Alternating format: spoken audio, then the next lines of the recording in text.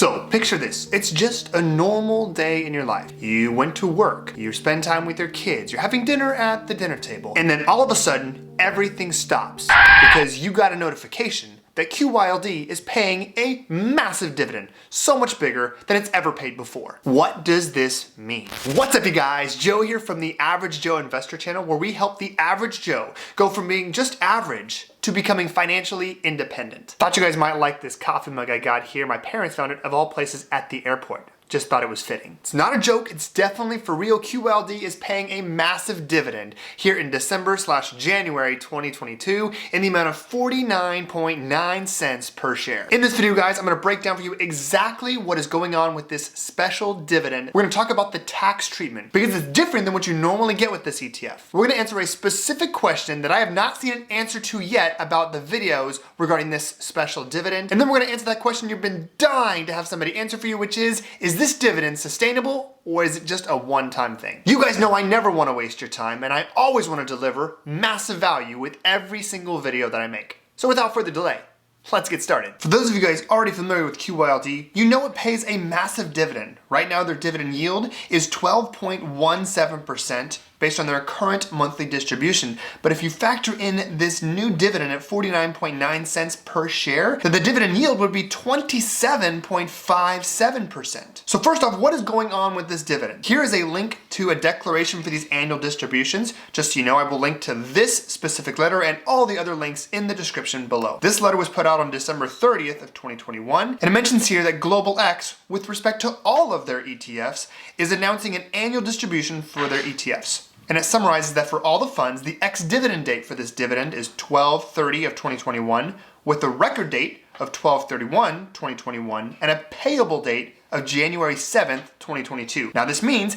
that for that ex-dividend date right here, you have to own this ETF before this date. You have to buy it before this date if you want to be eligible for this dividend. Then the record date is when the company looks at who's actually on the books. And then the payable date is the date you actually receive the dividend from GlobalX. So this annual distribution that GlobalX is doing, they're doing it not just with QYLD, but with all of these different ETFs that are in their portfolio. You'll notice QYLD is paying this dividend of 49.93 cents. Then you've got XYLD paying a total of 45.77 cents.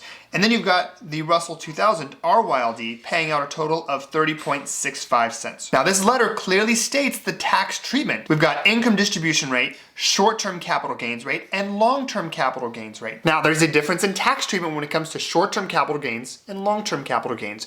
A short-term capital gain is for any investment that you own, that you purchase, and you sell within 1 year. And then for any investments that you own for more than a year, then that would be treated as a long-term capital gain. The tax treatment is dramatically different. With short-term capital gains, they are taxed at your normal tax rate, whereas long-term capital gains are taxed at a beneficial lower rate, which is generally going to be either 15 or 20% for most investors. If you want more information on dividends and taxation based on current tax law, of course, there's a link down in the description below. So you'll notice here that for QYLD, all of the dividend, this special dividend, is going to be a short-term capital gain. And this is a departure from what normally QYLD does. Normally, most of their dividends, almost all of them, are return of capital, which is not taxed right now and instead lowers your cost basis in the investment and is taxed later when you sell the ETF. This is short-term capital gains, which means it will be taxed based on your ordinary tax rate. For some of you, that might be very low. For others, it might be very high. QYLD does break down their tax treatment for each one of their ETFs based on each of the distributions.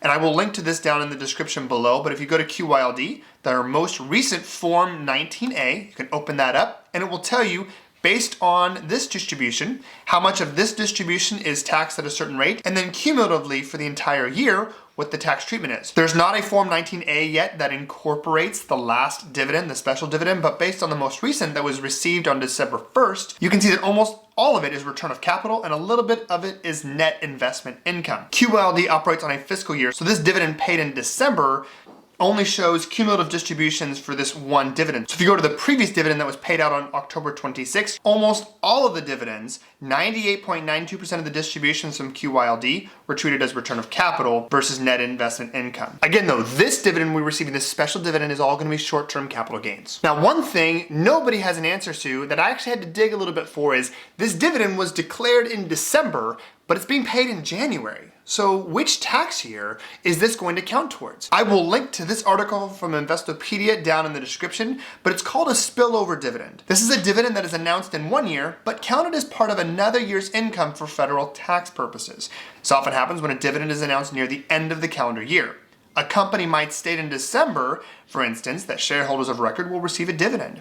But the actual payment might not occur until January or February of the next year. In these cases, the dividend would count as taxable income in the year that it was declared, not the year in which it was paid.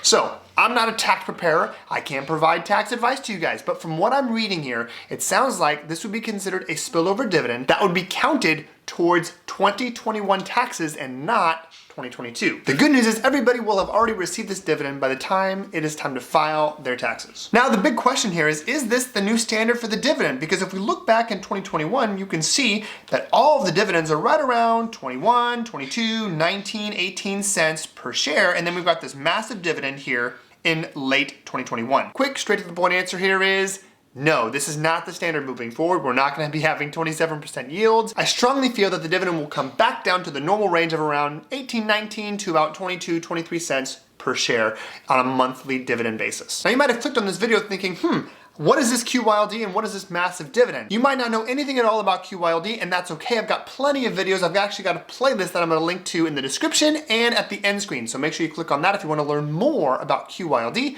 how it works, and more importantly, is it a good investment for you? Because every investor has different types of objectives and goals, and every investment is not a good fit. In the next video, you guys, I'm going to share with you more about my investment objectives for 2022, my strategies moving forward for my dividend investments, and I'm going to do it with complete transparency so you know what I own and why I own it. Make sure to leave your 2 cents down in the comments below, guys. I want to make sure I always get your feedback to know what content is best for this channel and what you guys want to see more of. That's all I got for you guys in this video. Have a great rest of your day, and please continue to stay healthy, both physically and financially. Have a good one.